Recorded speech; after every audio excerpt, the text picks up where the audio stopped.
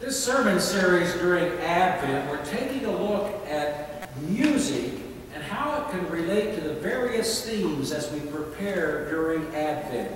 And this week, the song that I've chosen is a very modern song. I think it was written in 1991 by Jackson Browne, first performed with the musical group The Chieftains. You know The Chieftains? It has a very Celtic flavor to it and a very Celtic style about it. And so today, in this first week of Advent, we begin to look often during the years at our need to repent or to change our ways. Often in the church calendar, this would be the year we might talk about John the Baptist. And so it begins to take a look on looking at us as individuals and us as a congregation. And what do we need to do and what do we need to change to follow Jesus more clearly? And today I want to share a few words from the song with you because my guess is most of you don't know this song. It's a fantastic song and I encourage you to go home after church and find it because my rendering of it will not do it justice, I promise you. But I'm going to read some of the verses here for you. Well, we guard our world with locks and guns, and we guard our fine possessions. And once a year when Christmas comes, we give to our relations. And perhaps we give a little to the poor if the generosity should seize us. But if any one of us should interfere in the business of why there are poor, they get the same as the rebel Jesus. Now pardon me if I've seemed to take the tone of judgment, for I've no wish to come between this day and your enjoyment. In a life of hardship and of earthly toil, there's a need for anything that frees us. So I bid you pleasure, and I bid you cheer, from a heathen and a pagan, on the side of the rebel Jesus. It's a great song, and when I began my research this week, that concept of Jesus as a rebel, what I discovered is when many preachers have approached this text, they like to ignore that piece.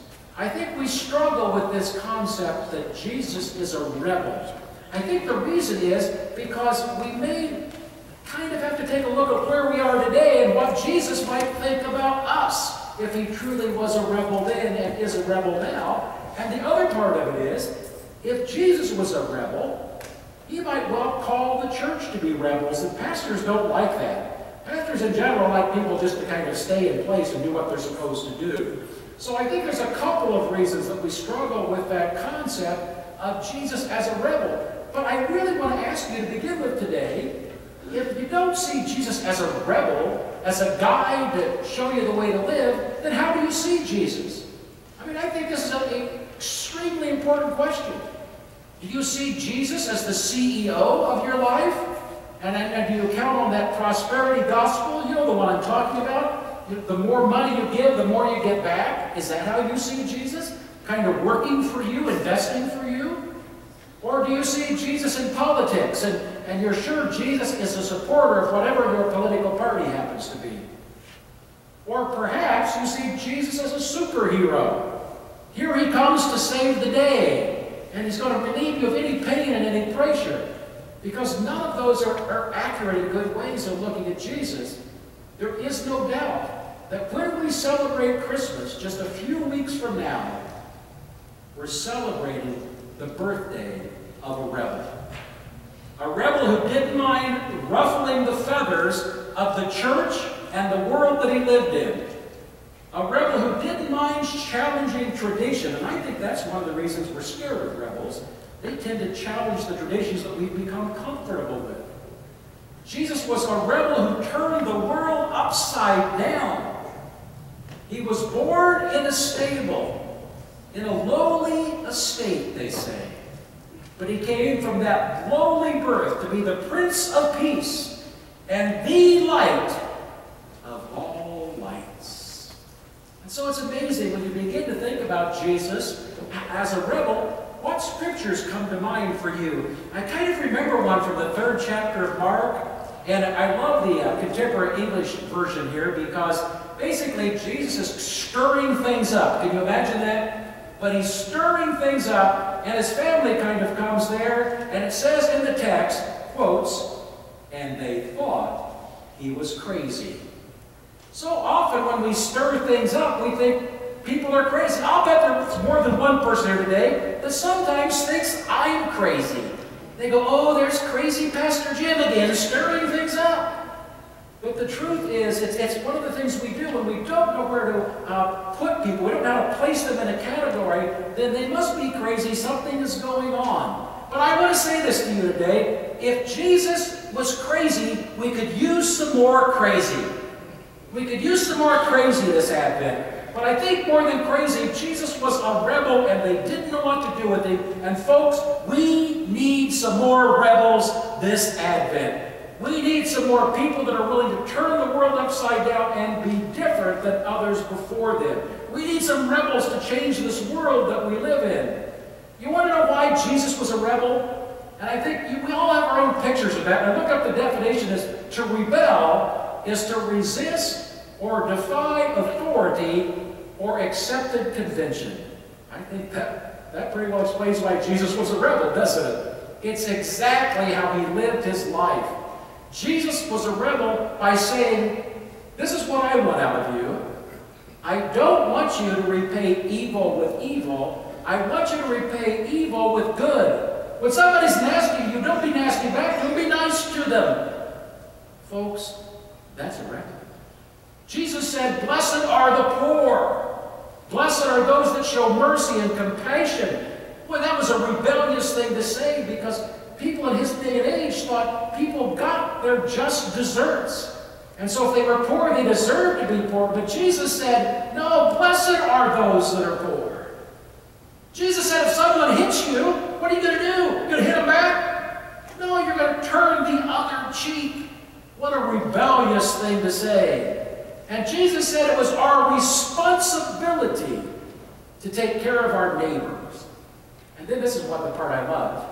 And Jesus said, who is your neighbor? Everybody.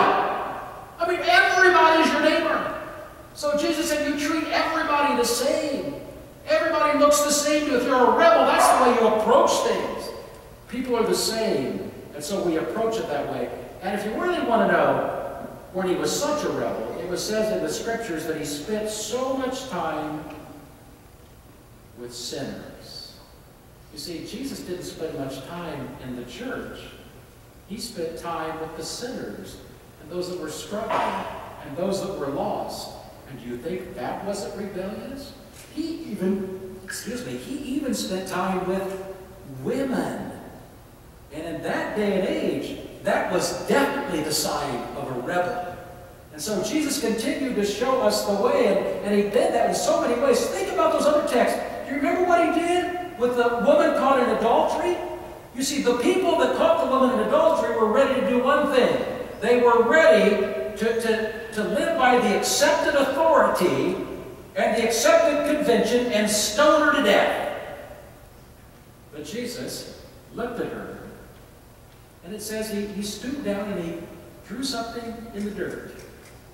And then he stood up and he said, you out there, any of you out there who are without sin, cast the first stone. And all the stones dropped one by one.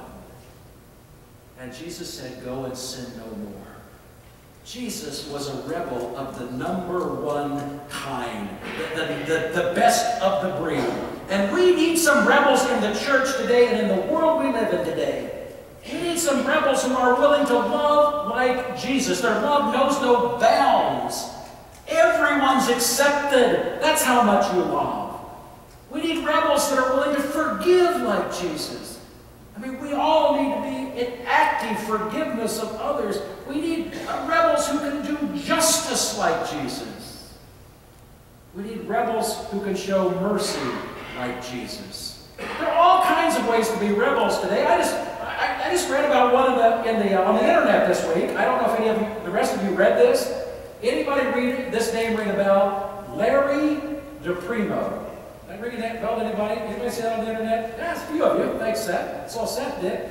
Larry DePrimo this week is a New York City police officer, and when it was very, very cold in New York, he came upon a homeless man with no shoes. And Larry DePrimo was a rebel. I mean, he could have thought, okay, maybe I should help this. No, there are other people to help this guy. Or he could have even thought, you know, I'm going to go to one of those shelters that pass out shoes and I'm going to get him some shoes. Or I'm going to go to Goodwill and get him some shoes. But you know what? Larry DePrimo went and bought him a brand new pair of boots and gave to this homeless man. That's not the actions of somebody that follows the standard convention, is it?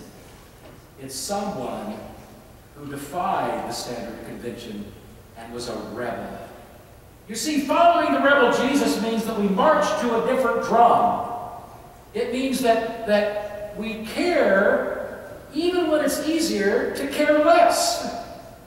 It means that we stand up with those that are being beaten down and abused and pushed around when it would be easier to go sit down. But we stand up with them and support them in the midst of their oppression. It means that we speak up for those kind of folks when it would be much easier to shut up, wouldn't it? But we speak up on behalf of the rebel Jesus and our loving God.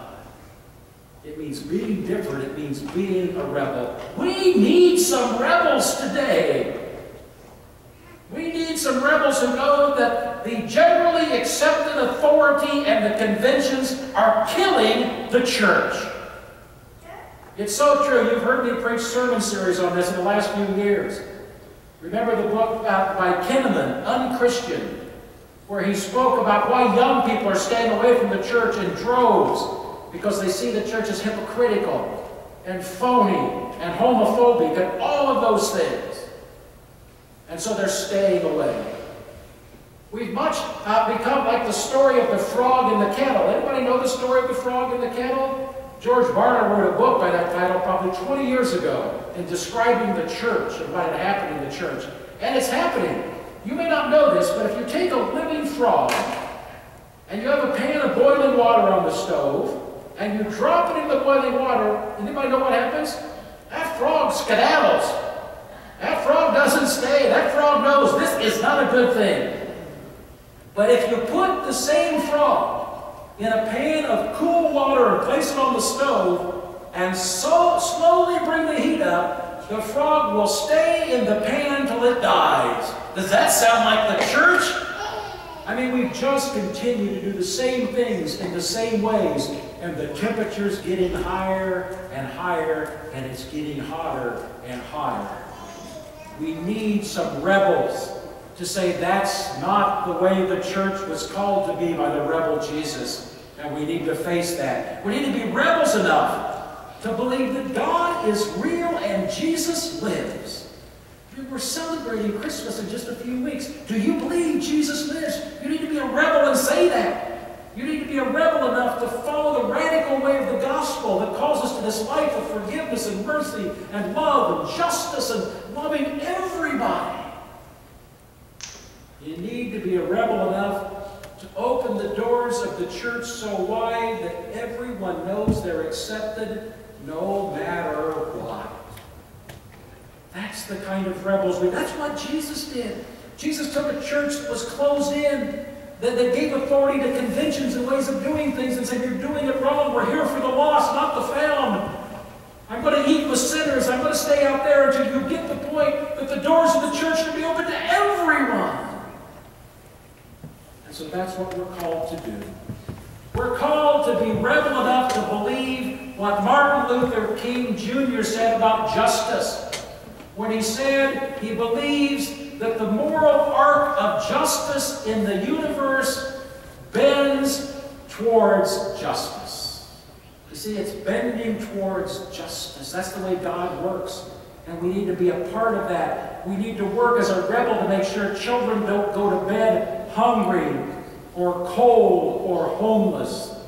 We need to work as a rebel enough to know that the world doesn't have to be the way it often seems to be when you go home and you turn on the evening news. We have to be rebels enough to say there's something better for the world than that we see on the television. We have to be rebels enough to believe that hate will not always win the day, that love will triumph, that love will win. We have to be rebel enough to believe that someday there's a way that we're going to put down our swords and our shields, and we're going to beat them into plowshares and pruning hooks. And we have to believe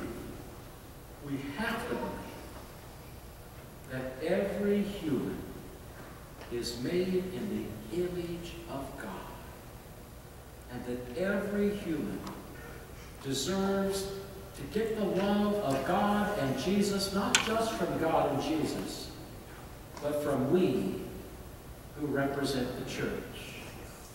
I wish for you today, as you come and receive communion, is that you'll recommit yourself to justice and love and mercy, that you'll follow the ways of the rebel Jesus, and that you too will become a rebel for Christ. Thanks be to God. Amen.